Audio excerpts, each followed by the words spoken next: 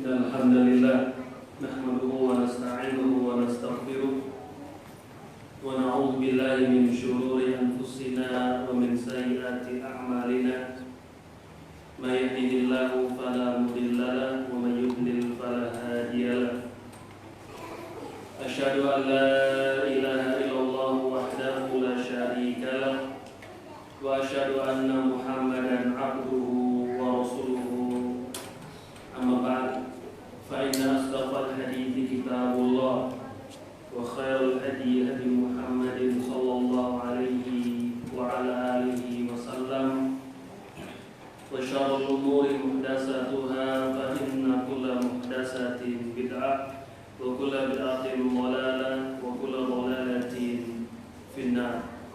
معاشر المسلمين والمسلمات جماعة musola as-sabiq yang semoga senantiasa dirahmati oleh Allah Subhanahu wa taala. Alhamdulillah kita kembali memuji Allah Azza wa Jalla yang masih memberikan kepada kita kesempatan, yang masih senantiasa memberikan kepada kita kenikmatan, dan Allah Subhanahu wa taala pada hari ini masih pertemukan kita dalam majelis yang mulia, yaitu majelis al-ilmu. Sebagaimana biasanya pada malam Rabu atau hari Selasa kita membacakan hadis-hadis Nabi yang mulia sallallahu alaihi wasallam yang tercantum dalam kitab Al-Arba'un An-Nawawiyah atau 40 hadis yang dikarang yang dikumpulkan oleh Al-Imam An-Nawawi rahimahullahu ta'ala. Taib, pada pekan yang lalu kita baru saja masuk hadis yang baru, itu al-hadits tsamin, hadis yang ke-8. Hadis yang ke-8 dari Abdullah ibnu Umar radhiyallahu anhu, anna Rasulullah sallallahu alaihi wasallam qala umirtu an uqatilan nasa hatta yashhadu an la ilaha illallah wa anna Muhammadan Rasulullah wa yuqimus salata wa yu'tuz zakata fa idza fa'alu dhalika 'asamu minni dima'ahum wa amwalahum illa bihaqqil Islam wa hisabuhum 'ala Allah ta'ala. Rawahul Bukhari wa Muslim. Dari Ibnu Umar, semoga Allah meridhoinya, anna Rasulullah sallallahu alaihi wasallam qala, bahwasanya Rasulullah sallallahu alaihi wasallam beliau bersabda, umirtu an uqatilan nasa hatta yashhadu an la ilaha illallah. Aku diperintahkan untuk memerangi manusia sampai mereka bersaksi bahwasanya tidak ada ilah yang berhak disembah dengan benar kecuali Allah, wa anna Muhammadan Rasulullah, dan bahwasanya Muhammad itu adalah utusan Allah, wa yuqimus salata, kemudian mereka mendirikan salat, wa yu'tuz zakata, dan membayar atau menunaikan zakat. Fa idza fa'alu dzalika 'asamu minni dima'ahum. Apabila mereka sudah bersyahadat, kemudian mendirikan salat, membayar zakat, maka terjagalah dariku dima'ahum, yang pertama adalah darahnya, wa amwalahum, kemudian hartanya, illa bihaqqil Islam, kecuali boleh ditumpahkan darahnya, boleh diambil hartanya dengan hak dalam Islam. Wa hisabuhum Allah Ta'ala, dan hisab mereka dikembalikan kepada Allah Azza wa Jalla. Rawahul Bukhari wa Muslim. Hadis ini dikeluarkan oleh Al-Imam Al-Bukhari dan juga Muslim. Baik, dibaca yakni syarat di sini. Siapa mau baca?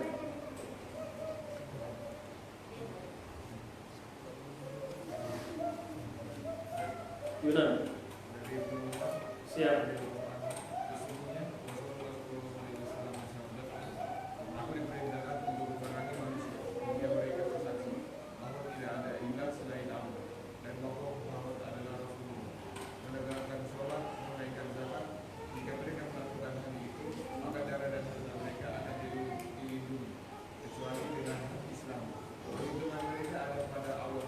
Ya, terus.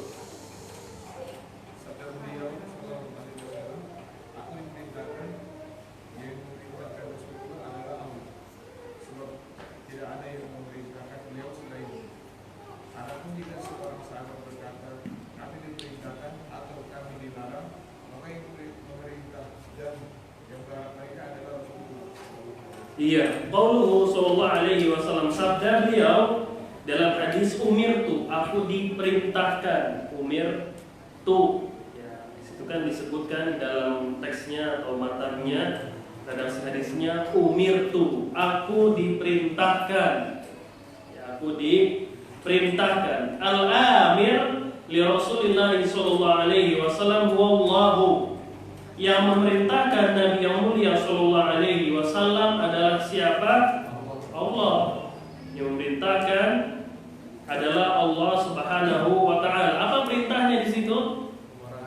Untuk memerangi manusia semuanya, perangi sampai mereka bersaksi. Kemudian bersaksi tidak ada ilah yang berhak disembah dengan benar kecuali Allah. Kemudian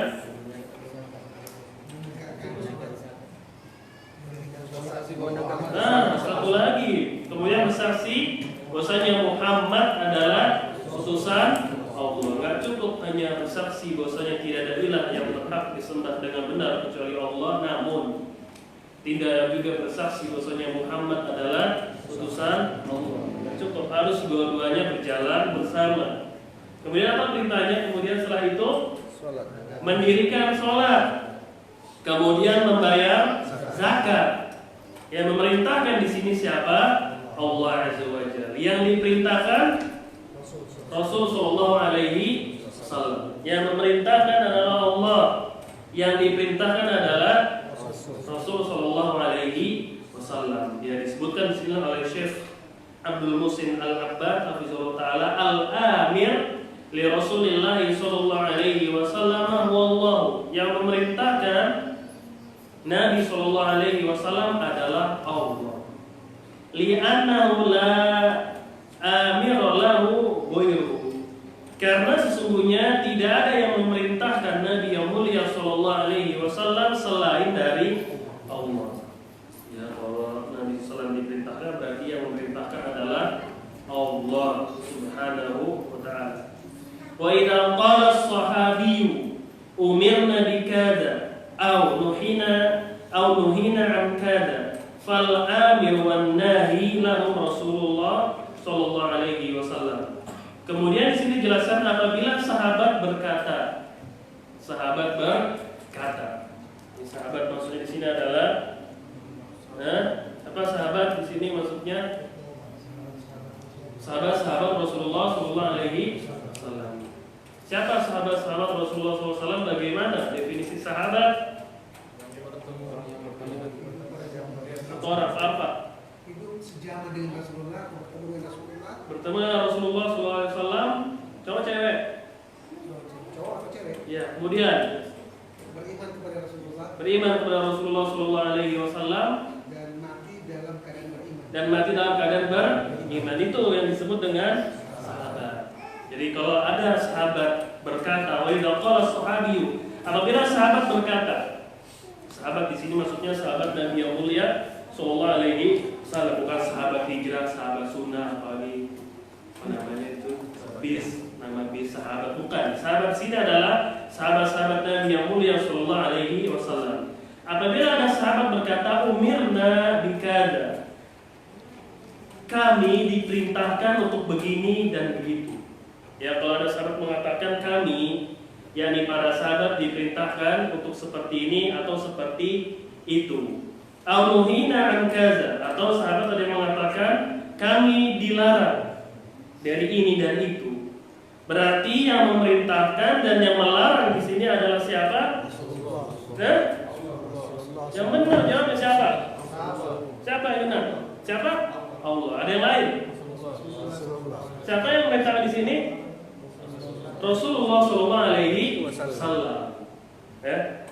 Kalau Nabi SAW mengatakan ada dalam hadis saya diperintahkan, Nabi SAW mengatakan saya diperintahkan untuk seperti ini atau seperti itu. Contohnya, ya sebagaimana Nabi SAW pernah bertemu dengan yakni utusan dari bangsa Romawi yang jenggotnya itu diapain? Dipotong, di apa namanya? Dicukur, ya kan? Kemudian ditanya siapa yang memerintahkan engkau demikian? Dijawab siapa yang memerintahkannya? Kata utusan tadi, raja saya memerintahkan untuk seperti ini. Lalu Nabi sambil memandang janggutnya mengatakan, amaroni bihaza. Saya, kata Nabi SAW, diperintahkan untuk seperti ini, yaitu memelihara janggut. Ketika Nabi mengatakan saya diperintahkan untuk seperti ini, siapa yang memerintahkannya? Allah. Kemudian di sini kalau sahabat berkata kami diperintahkan untuk ini atau dilarang dari demikian, yang memerintahkan dan yang melarang siapa itu? Rasulullah Shallallahu Alaihi Wasallam. Baik, lanjut. Baca artinya. Semua baca. Masih ada? Semua. Ketika Rasulullah SAW meninggal dan diganti oleh Abu Bakar As-Siddiq radhiyallahu anhu sebagai khalifah, sebagian bangsa Arab murtad dan menolak menanyakan zakat. Abu Bakar radhiyallahu anhu bertekad untuk memerangi mereka dengan dasar bahwa di antara hak dua kalimat syahadat adalah menunaikan zakat. Tanpa mengetahui hadis yang menambahkan sholat dan zakat, setelah itu dua kalimat syahadat seperti dalam hadis ini.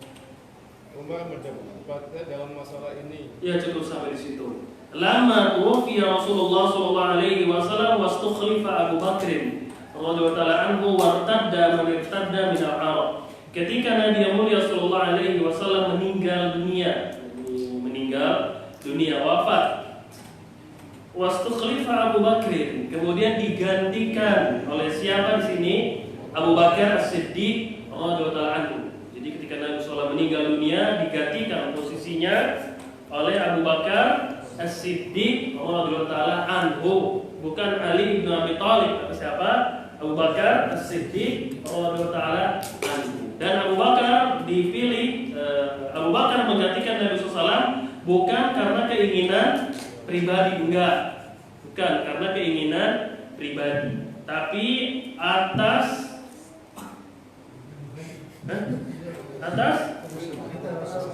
ada musyawarah atau kesepakatan para sahabat. Bahwasanya yang menggantikan beliau setelah wafat adalah Abu Bakar As-Siddiq radhiyallahu ta'ala anhu. Ya, walaupun ada khilaf para ulama kita, mereka berselisih apakah Abu Bakar ini menggantikan Nabi Shallallahu Alaihi Wasallam dengan nas atau dengan ijtihad atau tanpa adanya dalil. Jadi dipilihnya Abu Bakar As-Siddiq sebagai khalifah setelah Nabi yang mulia Shallallahu Alaihi Wasallam itu ada isyarat dari dalil atau tanpa adanya isyarat dari dalil. Mereka berselisih. Ada isyarat dari dalil atau Abu Bakar itu naik dengan dalil menjadi khalifah dengan dalil atau ada isyarat dari dalil, yakni berselisih. Makanya di situ sebagian para ulama mengatakan Abu Bakar itu diangkat menjadi khalifah karena ada isyarat dari dalil-dalil yang ada, ya. Sebagaimana ketika Nabi SAW sakit misalkan, yang menggantikan sebagai imam adalah Abu Bakar As-Siddiq. Ini kan isyarat dari dalil bahwasanya karena imam ini posisi tinggi. Ya kan? Imam itu posisi tinggi, besar dalam Islam. Dan ketika Nabi SAW sakit, yang menggantikan siapa di sini? Abu Bakar Siddiq radhiyallahu taala anhu. Kemudian ada seorang sahabat wanita yang bertanya, kalau nanti engkau meninggal dunia oleh Rasul, kepada siapa saya akan bertanya? Kepada siapa kata Nabi SAW? Kepada Abu Bakar. Makanya istilah berselisih di sini ulama. Abu Bakar itu menjadi khalifah ditetapkan dengan dalil, dinaskan. Nanti kalau saya wafat Abu Bakar, atau hanya ada isyarat dari dalil. Isyarat. Yang betul adalah adanya isyarat dari dalil. Jadi tidak ada dinaskan, yakni kalau nanti saya meninggal, yang menjadi khalifah setelahku adalah Abu Bakar, nggak ada. Tapi banyaknya isyarat-isyarat Nabi yang mulia Sallallahu Alaihi Wasallam. Dosanya setelah beliau adalah nanti orang terpenting yang yang akan menggantikan di sini adalah Abu Bakar As-Siddiq radhiyallahu taala anhu. Ya. Jadi adanya isyarat dari dalil-dalil yang ada. Bukan Abu Bakar itu dia terpilih atau dijadikan khalifah berdasarkan dalil, bukan. Maksudnya berdasarkan dalil, nanti kalau saya meninggal Abu Bakar ya yang menggantikan, bukan seperti itu. Tapi adanya isyarat dari dalil-dalil yang ada. Maksudnya Abu Bakar lah yang menggantikan. Dan Abu Bakar di sini pun bukan karena keinginan pribadi. Ya, dimusyawarahkan oleh siapa? Para sahabat ketika itu. Lalu naiklah siapa? Abu Bakar Siddiq wastukhlifa, menggantikan Nabi yang mulia sallallahu alaihi wasallam. Ketika Nabi SAW meninggal dunia, digantikan oleh Abu Bakar Siddiq. Di sini disebutkan wartadda manirtadda minal Arab, murtadlah dari orang-orang yang murtad dari kalangan bangsa Arab. Jadi ketika Abu Bakar menjadi khalifah, ada dari beberapa suku yang murtad, yaitu keluar dari agama Islam.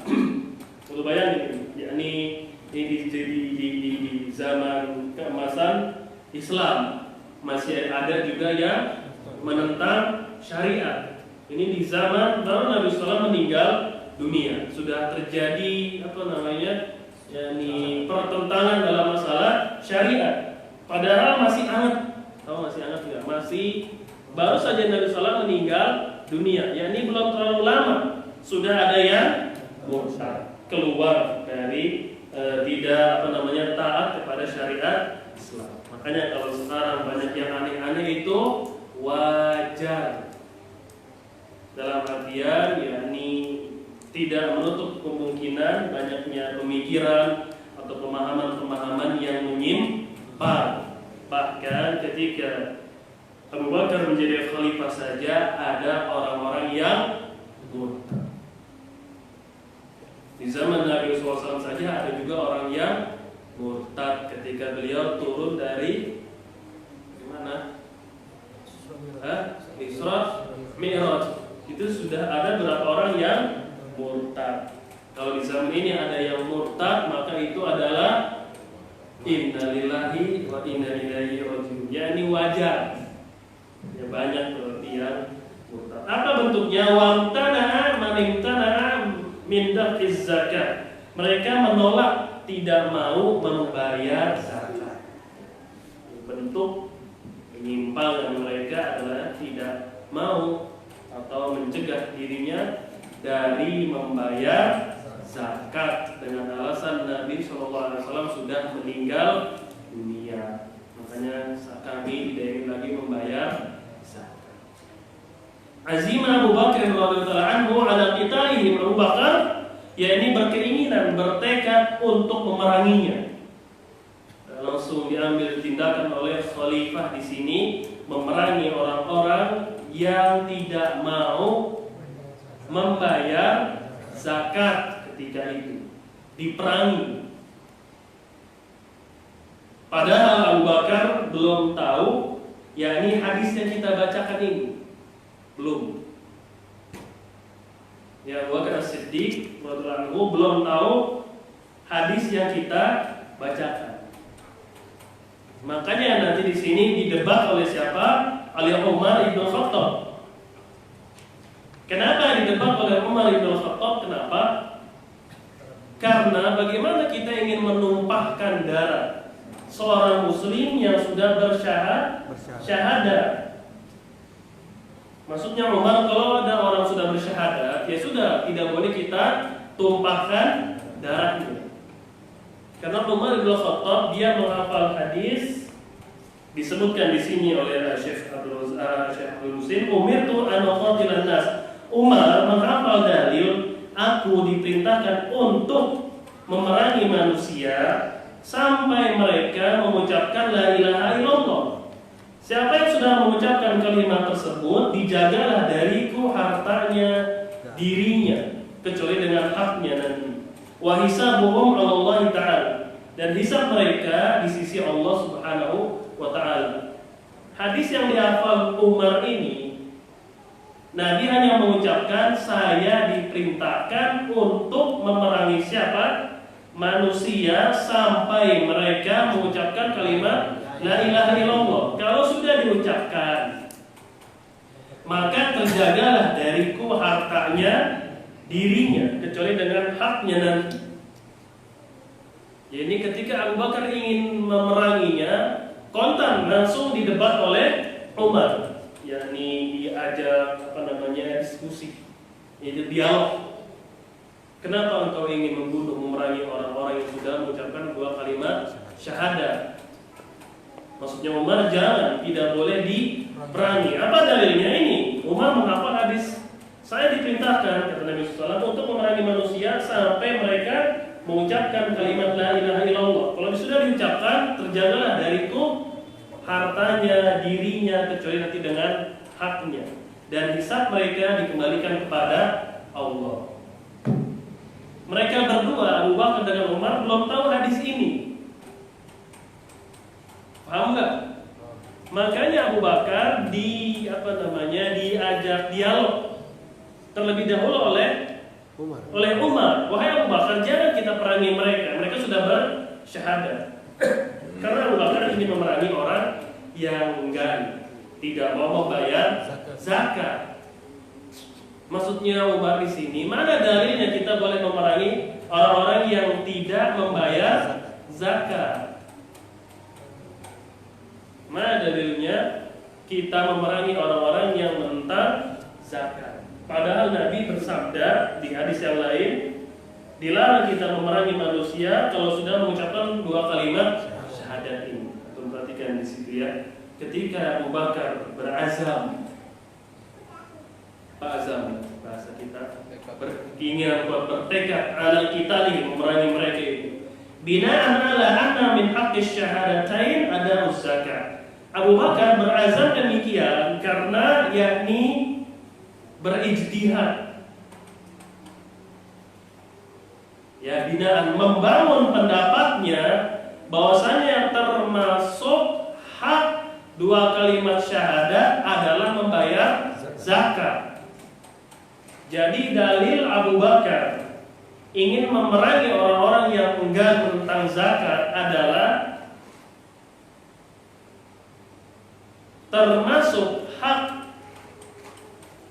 dua kalimat syahadat adalah membayar zakat. Itu ijtihadnya siapa? Abu Bakar As-Siddiq yang ingin memerangi orang yang gak mau membayar zakat. Jadi dalil Abu Bakar As-Siddiq adalah, paham gak dalilnya Abu Bakar As-Siddiq? Yang iya, ijtihad dia bahwasanya termasuk hak mengucapkan dua kalimat syahadat, orang itu harus membayar zakat. Jadi nggak sempurna gitu. Nah, termasuk konsekuensi, yakni orang yang mengucapkan dua kalimat syahadat, lu harusnya bayar zakat juga. Ketika engkau nggak mau bayar zakat, termasuk hak syahadat adalah memerangi mereka itu. Abu Bakar dan Umar dia nggak tahu hadis ini. Kalau tahu hadis ini selesai masalah. Kalau tahu hadis ini selesai nggak masalah. Kalau tahu hadis ini mereka berdua selesai ya masalahnya. Selesai ya. Jangan jawab selesainya. Selesainya bagaimana? Saya bisa berpuasa langsung diperangi. nggak bisa berpuasa. Kalau Abu Bakar dengan Umar mengetahui hadis ini, nggak akan terjadi dialog lagi. Selesai masalahnya. Kenapa selesai? Disebutkan di sini dalam hadis ini loh, hadis ke 24 ke berapa? Ke-8 nih. Umirtu an uqatilan nas. Saya diperintahkan kata Nabi sallallahu untuk memerangi sampai mereka pertama Ucap syahadat. Kemudian yang ketiga, zakat. tiga ini Oh, selesai nggak masalahnya? selesai. Kalau dia nggak mau melaksanakan membayar zakat, diperangi nggak menurut hadis ini? Diperangi. Diperangi.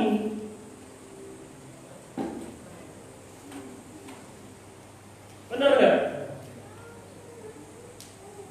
Kalau mereka bersyahadat oke, tapi nggak mau sholat, nggak mau bayar zakat, diperangi nggak? Diperangi. Diperangi karena di sini saya diperintahkan untuk memerangi manusia sampai mereka bersyahadat, kemudian sholat dan membayar zakat. Ini kalau tiga ini nggak sempurna, apalagi istimewa tiga-tiganya nggak ada, diperangi nggak?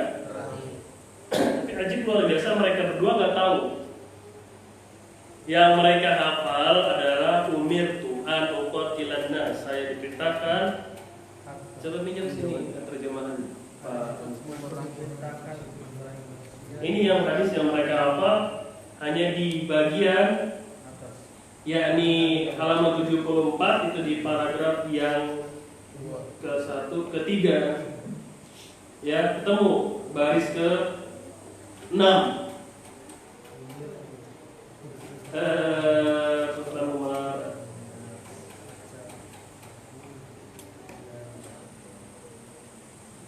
ini dia yang ada di situ, ada apa namanya tulisan bahasa Arabnya. Ini hadis yang mereka tahu, baik Abu Bakar atau Umar. Sabda beliau, aku diperintah untuk memerangi manusia hingga mereka mengucapkan la ilaha illallah, merasakan yang mengucapkan kalimat tersebut terjaga darah dan hartanya. Kan nggak disebutkan zakat. Makanya Umar ngajak dialog. Kenapa kita mau bunuh orang yang enggak membayar zakat? Walhasil mereka sudah mengucapkan 2 kalimat syahadat. Tuh, mereka begitu. Paham nggak? Ngerti nggak? Ngerti kan? Kenapa Umar sampai ingin menasihati atau ingin dialog dulu? Ingin memberitahu dulu nih, musyawarah kepada khalifah kita ini. Apa alasannya sih? Engkau ingin memerangi orang yang tidak mau membayar zakat. Alasan Abu Bakar apa? Di sini. Abu Bakar cuma dapat Hak apa? daripada kedua masalah itu adalah ikut konsekuensinya dengan membayar zakat. Hak termasuk hak dari syahadatain adalah membayar zakat. Ini Abu Bakar, kalau kalian mau membayar zakat demi menegakkan yakni hak syahadatain, kami perangi. Mereka berdua sama-sama hafal hadis itu tuh yang tadi. Tahu? Paham nggak?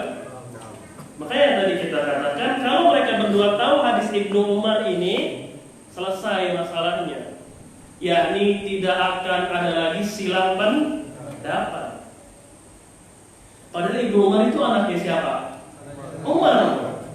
Di sini faedah, bisa jadi orang yang lebih muda lebih tahu daripada yang tua. Bisa jadi sahabat-sahabat yang sigor, yakni yang masih muda, bukan yang senior, lebih paham atau lebih mengerti atau lebih tahu hadis-hadis yang tidak diketahui oleh senior. Ibnu Umar tahu.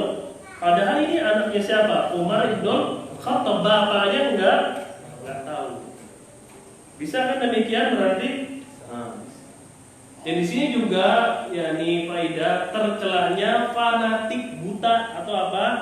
Fanatisme terhadap ulama, terhadap syekh, terhadap ustaz, terhadap kiai. Ini bentuk tercelanya dari fanatisme. Tahu nggak fanatisme? Gulu. Fanatisme itu pokoknya apa yang dibilang ustadznya benar tanpa ditimbang dengan dalil. Itu fanatisme. Pokoknya kalau sudah dia yang ngomong mah ya sudah. Sami'na wa ata'na. Kami dengar, kami taat. Itu fanatisme namanya. Kalau taklid apa taklid?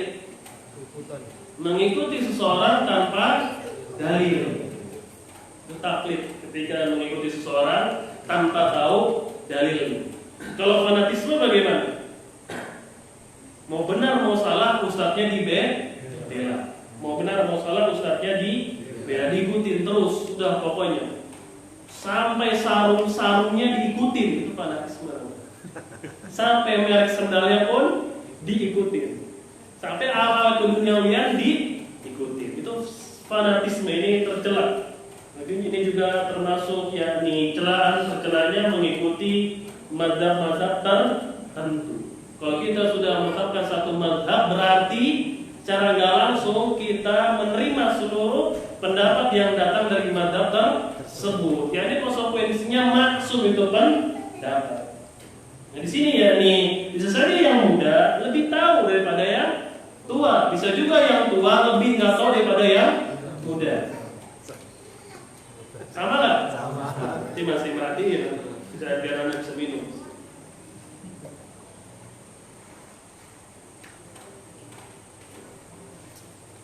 Paham ya? Jadi hujahnya Abu Bakar di sini adalah ijtihad beliau. Ijtihad itu bersungguh-sungguhnya dalam memahami dalil. Abu Bakar mengkiaskan di sini bahwasanya hak, termasuk hak dalam Islam adalah membayar zakat. Umar bin Khattab dia mendatangi Abu Bakar dengan alasan di dalam hadis ini pokoknya yang sudah mengucapkan 2 kalimat syahadat terjaga harta dan darahnya. Makanya Umar yakni mendatangi Abu Bakar, tidak setuju atau ingin musyawarah dulu lah. Apa yang mendorong Abu Bakar sebagai khalifah memerangi orang-orang yang enggan membayar zakat. Walhasil kita sama-sama paham, sama-sama hafal kalau sudah ada seorang muslim bersyahadat nggak boleh ditumpahin darahnya. Itu hujahnya siapa tadi? Hujahnya siapa? Umar bin Khattab. Hujahnya Abu Bakar termasuk hak dalam Islam adalah membayar zakat. Kalau ada orang yang membayar zakat ditumpahin darahnya. Dan yang menumpahkan darah di sini adalah khalifah. Siapa? Khalifah. Karena orang kalau tidak ingin membayar zakat nanti ditarik paksa oleh amil zakat. Ditarik paksa. Diambil paksa oleh amil zakat. Makanya amil zakat itu adalah yang menunjuk siapa? Pemerintah. Kenapa pemerintah? Kalau ada orang nggak mau bayar zakat, apa bisa ambil zakat itu langsung ambil aja kambingnya, ambil aja uangnya? Bisa begitu? Hah? Ribut nggak? Ditambokin depan rumahnya, tahu nggak? Diapain? Dipukulin. Apa sih namanya? Bagi. Dia Berantem lah. Kalau ada zakat bayangan, ada orang nih sudah wajib zakat, nggak mau dia, nggak mau bayar. Diapain harusnya? Diambil paksa. Kalau nih backingan ambil zakat pemerintah, berani nggak melawan? Perangin nih. Kalau nggak mau juga, diapain? Diperangin, turunin tank, helikopter, pesawat jet untuk merangin siapa? Mereka yang nggak mau bayar zakat. Harus ambil zakat ini ya ditunjuk oleh badan resmi pemerintah, bukan ambil bayangan. Dan ambil zakat ini dia harus orang yang alim, mengerti tentang seluk-beluk perhitungan masalah zakat, dan dia harus bekerja mensensus keliling, yakni kakak per kakak. Kita sekarang ini keliling rumah ini semua dikelilingin, ditanya, dikalkulasikan, dihitung kapan dia wajib zakat. Atau bapak tahun ini wajib zakat. tunggu tahun depan. Tahun depan sudah tahu dia datang ke rumah ini sudah 1 tahun. Genap. Berapa harganya? Duitnya masih segitu, masih kan? Berarti diambil zakat. Lagi ke rumah sebelah, semua bekerja ambil zakat. Bukan dia di rumah main PlayStation di rumah, bukan. Tapi dia harus apa? Keliling. Dia mensensus. Nanti backingannya siapa? Pemerintah. Kalau ada orang nggak mau bayar zakat, diambil paksa. Masih nggak mau juga, ya sudah. Turunlah pasukan pemerintah untuk memerangi orang yang nggak mau membayar zakat. Karena di sini seperti kasus Khalifah Abu Bakar As-Siddiq radhiyallahu anhu. Diperangilah orang-orang yang tidak ingin membayar zakat, sebagaimana Abu Bakar memerangi orang yang mengaku menjadi nabi. Siapa dia? Namanya Musailamah Al-Kadzdzab. Diperangi oleh siapa? Abu Bakar As-Siddiq dan para sahabat. Yang bertindak di sini adalah ulil amri, ya, pemerintah. Kalau Nabi palsu di sini Minato, kalau kita hanya melaporkan kepada pihak yang benar. Jangan ditaruhin, jangan main hakim sendiri. Baik, itu dia tadi.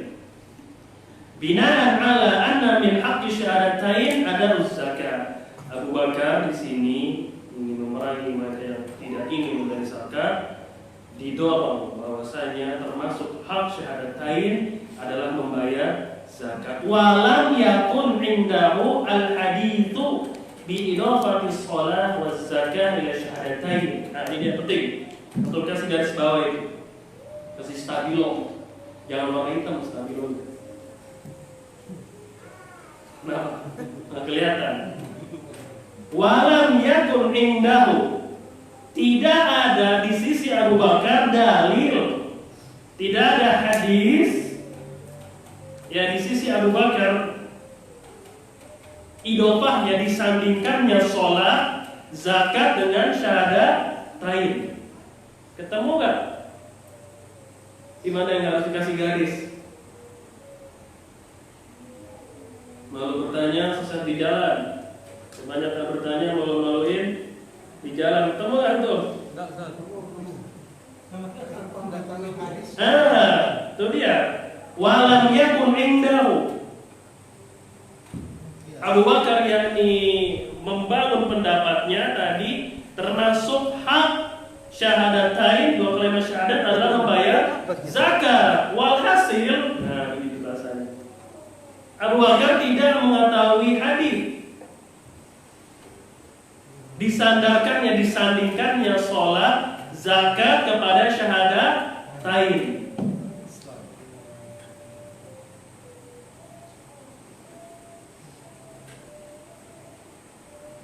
Paham? Ya? Kama fi hadzal hadits, sebagaimana ada pada hadis ini.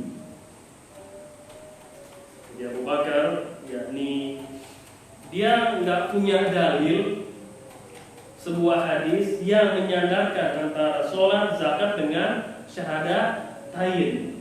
Yang dia hafal sama dengan yang dimiliki, yang dihafal oleh Umar bin Khattab, sama. Yang dia hafal, yang dia tahu Abu Bakar, sama juga apa yang diketahui oleh Umar.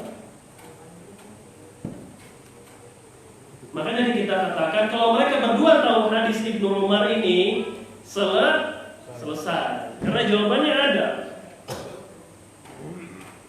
Benar nggak? Karena jawabannya ada dalam hadis Ibnu Umar. Syarat untuk diperangi adalah tidak bersyahadat, tidak menegakkan sholat, dan tidak membayar zakat. Paham? Jelas ya? Pelan-pelan, beberapa baris dibaca.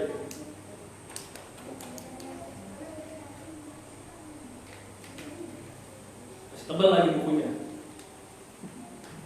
Lanjut.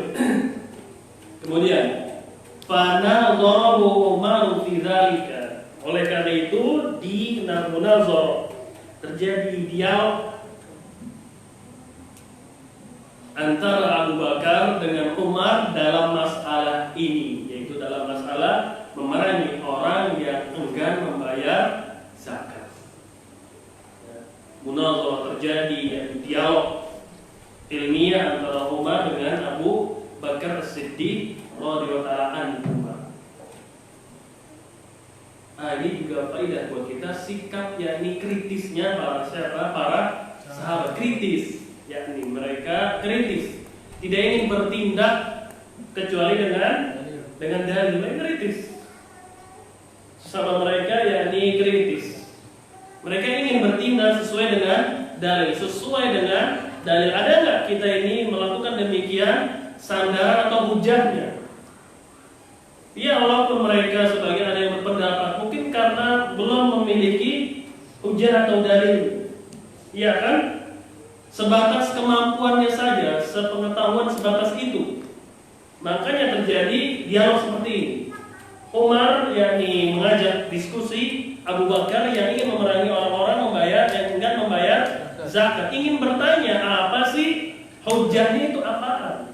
Dalilnya itu apa? Engkau berani memerangi orang yang sudah bersyahadat, gitu. Engkau berani memerangi orang yang sudah bersyahadat. Di sini juga bahwasanya betapa berharganya atau istimewanya darah seorang muslim yang dia nggak boleh ditumpahkan kecuali dengan haknya. Ini sangat berharganya, yakni jiwa seorang muslim. Bahkan hilangnya Ka'bah itu lebih mudah bagi Allah dibandingkan hilangnya nyawa seorang muslim. Hancurnya Ka'bah itu lebih mudah bagi Allah dibandingkan dengan mati atau tertumpahnya darah, hilangnya nyawa seorang muslim tanpa hak. Ini betapa mulianya agama Islam menjaga darah dan harta orang-orang yang sudah mengucapkan dua kalimat syahadat tersebut. Baik, kita lanjut ke sini.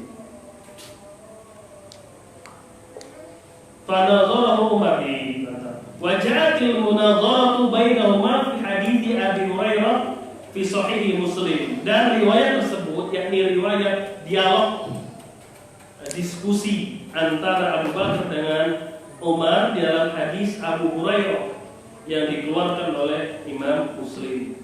Qala lamma tuwfiya Rasulullah sallallahu alaihi wasallam wastukhlifa Abu Bakar ba'dahu wa kafara man kafara min al-Arab. Qala Umar bin Al-Khattab ila Abi Bakr kaifa tuqatilu an-nasa wa qad qala Rasulullah sallallahu alaihi wasallam umirtu an uqatila an-nasa hatta yaqulu la ilaha illallah faman qala la ilaha illallah faqad asama minni dima malahu wa nafsahu illa bihaqqihi wa hisabuhum ala Allah ta'ala. Riwayat ini terjadinya diskusi antara Abu Bakar dengan Umar disebutkan oleh Imam Muslim dalam sahihnya. Ya, disebutkan di situ setelah ini kafirlah orang-orang yang kafir dari kalangan bangsa Arab yang tidak ingin membayar zakat. Qala Umar, berkata Umar kepada Abu Bakar, "Kaifa tuqatilun nasa? Bagaimana engkau ingin memerangi manusia?"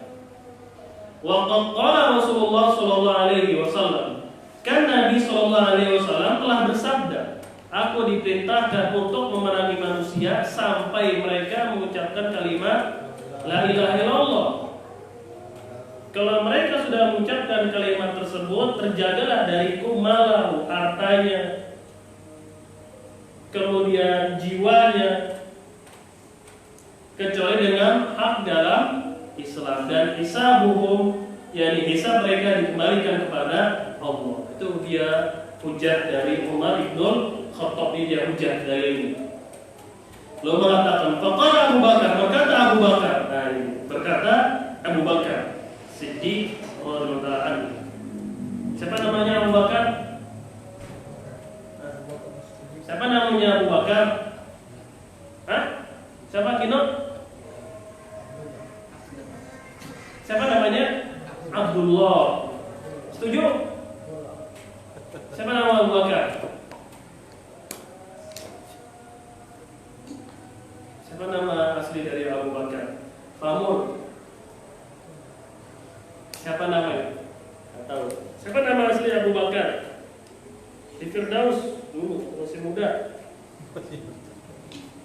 Siapa namanya?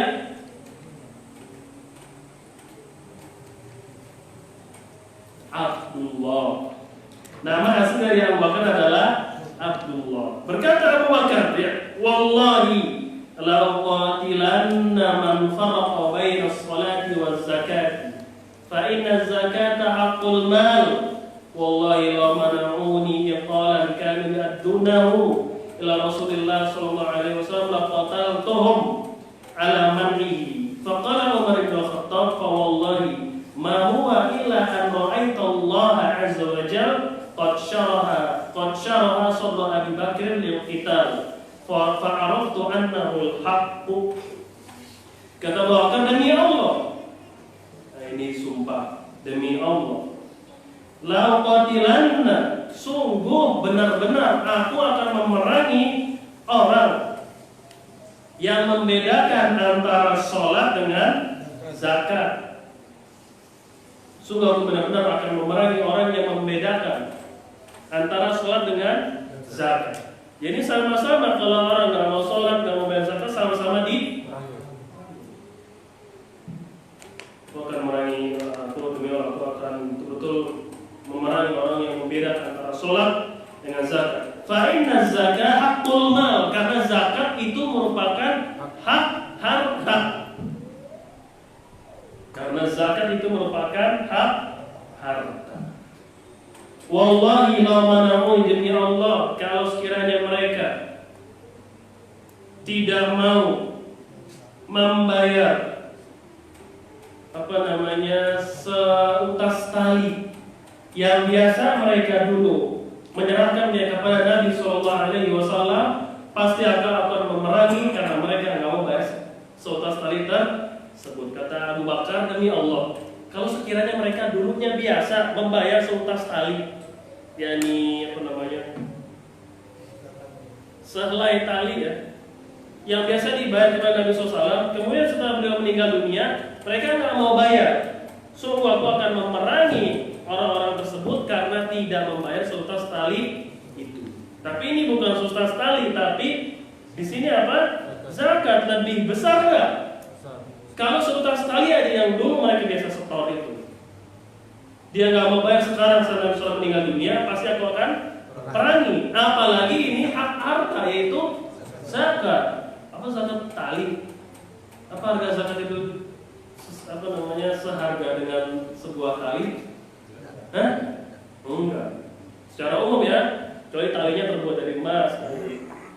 Secara umum tali kan harganya berapa sih? 2.000, ya ini 5.000. Kalau biasa mereka bayar ini nih, kemudian nggak bayar setelah Nabi meninggal dunia, aku akan perangi. Apalagi dia nggak mau bayar mereka ini zakat yang merupakan hak harta. Lalu kata Umar bin Khattab, wallahi demi Allah, ma huwa illa an ra'aitu Allah, sungguh aku melihat Allah telah membuka dada Abu Bakar As-Siddiq.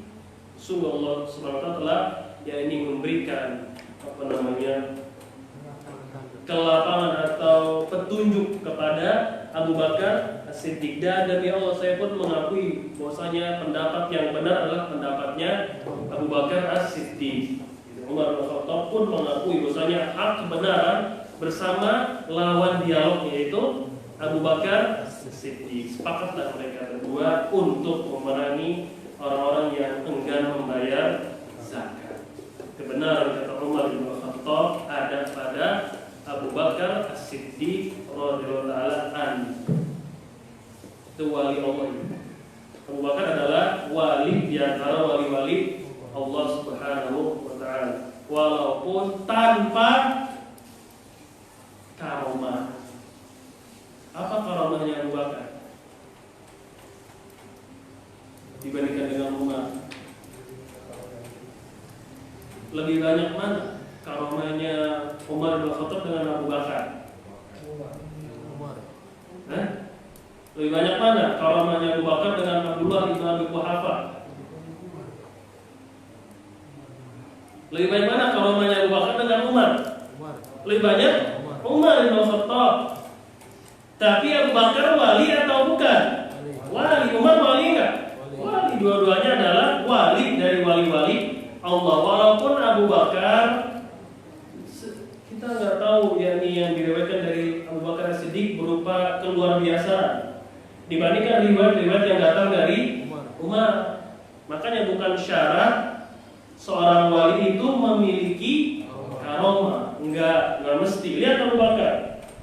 Kalau seorang wali diukur dengan karomah, lebih walian siapa? Umar bin Khattab. Tapi sepakat umat ini dari orang awamnya, orang Syiah dan para ulamanya mengatakan bahwasanya manusia yang paling afdol setelah Nabi SAW dan para nabi adalah Abu Bakar.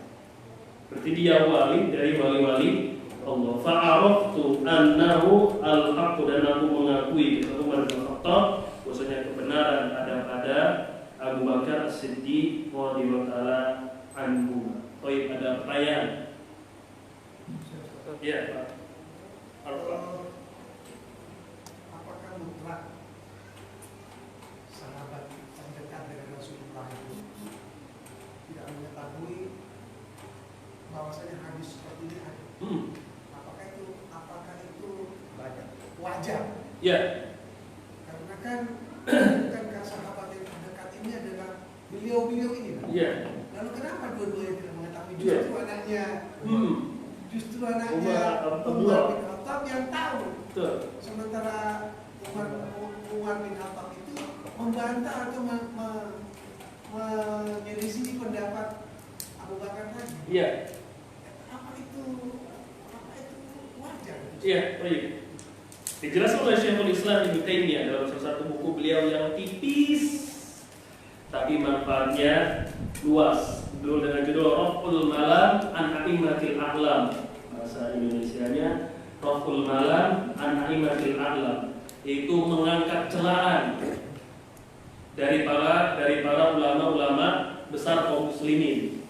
Di situ diterangkan oleh beliau Syekhul Islam Ibnu Taimiyah, yakni ada beberapa sahabat yakni senior yang nggak tahu berbagai permasalahan.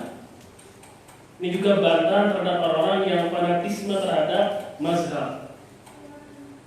Sekelas Abu Bakar, sekelas Umar bin Khattab banyak tidak mengetahui beberapa permasalahan. Kalau dijawab wajar atau tidak, kita katakan wajar. Kenapa Allah nggak ingin manusia ini ada yang sempurna? Yang kedua, Abu Bakar ini disibukkan dengan urusan kekhalifahan. Itu sebab mereka kenapa nggak banyak yakni hafalannya, karena ada sahabat yang di bawah Abu Bakar dengan Umar hafalannya lebih banyak hadisnya. Ada. Kemudian Abu Bakar As-Siddiq itu tidak banyak hadis-hadis yang diriwayatkan dari beliau. Kenapa? Pertama, beliau lebih disibukkan dengan urusan pemerintahan. Karena masa-masa kita transisi, maka nggak banyak hadis yang diriwayatkan oleh beliau. Yang kedua, karena kehati-hatiannya dalam meriwayatkan sebuah hadis. Jadi oleh itu banyak ada beberapa hadis yang mereka berdua itu nggak tahu. Seperti Umar bin Khattab juga nggak tahu tentang yakni izin kalau ingin masuk ke rumah orang itu diketuk pintu berapa kali? 3 kali, nggak tahu. Ini sepele mungkin menurut kita. Tapi ada sahabat yang lain yang lebih tahu hadis itu. Dia nggak tahu. Seperti Abu Bakar juga nggak tahu bahwasanya seorang nenek mendapat harta warisan. Sahabat yang lain tahu. Umar bin Khattab ketika terjadi taun amwas, tahu kan? Ketika terjadi penyakit taun, yang ketika itu Umar bin Khattab ingin masuk ke kota itu. Di Amwas, ingin masuk ke kota tersebut, lagi di perbatasan. Orang-orang kampung sana sedang terjangkit virus taun ini yang banyak mematikan para sahabat ketika itu. Di antaranya Abu Ubaidah Ibnu Jarrah mati di situ. Umar ketika di perbatasan bertanya, siapa di antara kalian, wahai pasukanku, rombonganku ini, yang mengetahui hadis tentang ini? Yani kalau ada taun, bolehkah kita masuk? Bolehkah kita masuk ke kota yang sedang ditimpa sebuah penyakit? Umar menanyakan kepada sahabat-sahabat yang lain, barangkali bahasa kita ini ada di antara kalian yang saya tidak mengetahuinya. Ini memang sudah sunnatullah yang terjadi kepada manusia, mereka saling melengkapi. Akhirnya ada di situ disebutkan, kalau saya salah ingat namanya yani Zaid bin Sabit, saya agak lupa nama sahabat ini, mengatakan, membawakan riwayat kalau ada virus di pada suatu tempat yang terjangkiti nggak boleh keluar, yang dari luar nggak boleh masuk. Akhirnya Umar menarik mundur kembali pasukannya. Di situ Umar nggak tahu kan? Ingat yang kisah Umar bin Khattab juga yang pernah ribut sama sahabat yang ketika janabah Umar bin Khattab guling-gulingan di mana? Di pasir, guling-gulingan. Karena kalau junub ya kan biasanya kan dengan air semuanya, tapi di padang pasir nggak ada air. Sahabat yang satu tahu kalau nggak ada air, tayamum walaupun janabah. Umar nggak ngotot, dia guling-gulingan di mana? Di pasir, dikiaskan. Jadi kalau air kan ngejebur itu semua lepek itu dengan apa namanya? Dengan air. Nah kalau begitu kita juga harus lepek dengan pasir, ribut berdua di jalan itu kan. Ketika sampai Nabi SAW baru diselesaikan perkara ini. Itu berarti Umar nggak tahu. Atau juga bisa jadi tahu dia lupa. Apalagi Umar bin Khattab penuntut ilmunya itu kan bergantian. Dia punya tetangga. Kata Umar bin Khattab di Sahih Bukhari, "Kunna saya," dia bilang, "yatanazzal," berganti-gantian di dalam menuntut ilmu. Hari ini saya dagang, saat tetangga saya yang datang di majelis. Besok dia yang dagang, saya yang datang di majelis. Malamnya mereka tukeran ilmu. Nah, bisa nggak terjadi di situ ketidaktahuan? Jadi ini hal yang wajar walaupun sekelas sahabat yakni senior. Mungkin diterang oleh Syekh Hasan Taimiyah Raful Malam an Aimatil A'lam, itu mengangkat celaan dari para ulama kaum muslimin. Kan nanti ada orang-orang yang fanatik mazhab. Ini ulama saya yang paling tahu mazhab inilah yang paling benar. Mana mungkin imam ini nggak tahu? Nah, kan ada tuh. Ini kan fanatisme terhadap seseorang. Nggak mungkin dia udah dokter kok, dia udah profesor nggak tahu hadis ini. Nah, makanya dibantah oleh siapa? Syekhul Islam Ibnu Taimiyah. Di awal-awal beliau jelaskan mungkin saja seseorang yang alim bagaimanapun juga keutamaannya tidak mengetahui yakni beberapa masalah itu mungkin banget. Ya contohnya diturunkan Abu Bakar di situ. Kemudian Umar bin Khattab dikasih contoh oleh Syekhul Islam Ibnu Taimiyah. Kemudian juga muridnya Ibnu Qayyim punya kitab I'lamul Muwaqqi'in an Rabbil Alamin. Ini buku usul fikih. Mudah-mudahan enggak terjemahin. Di awal-awal misal di yakni sekitar halaman 35 atau 30 juga disebutkan ijtihadnya Umar bin Khattab yang ditolak. Ada ijtihadnya Umar bin Khattab yang ditolak karena bertentangan dengan dalil. Mungkin enggak? Mungkin nggak? Mungkin. Diterangkan oleh Ibnu Qayyim di situ di awal bukunya, di Al-Mu'allil Muwaqqi'in Ar-Rabbil Alamin, buku usul fikih tebal 8 jilid, uyang-uyang, supaya nggak biasa. Nah di awal dijelaskan di situ wajibnya kembali kepada dalil. Lalu diberikan contoh, diantaranya contoh pendapat ijtihadnya Umar bin Khattab yang bertentangan dengan dalil maka ditolak. Ini berarti hal yang wajar. Apalagi sana ada yang lain, ya parah, cukup parah. Betul. Sudah selesai. Sama. Ya Allah, alhamdulillah. Ya Pak. Bicara tentang masalah pajak ini, Zakat.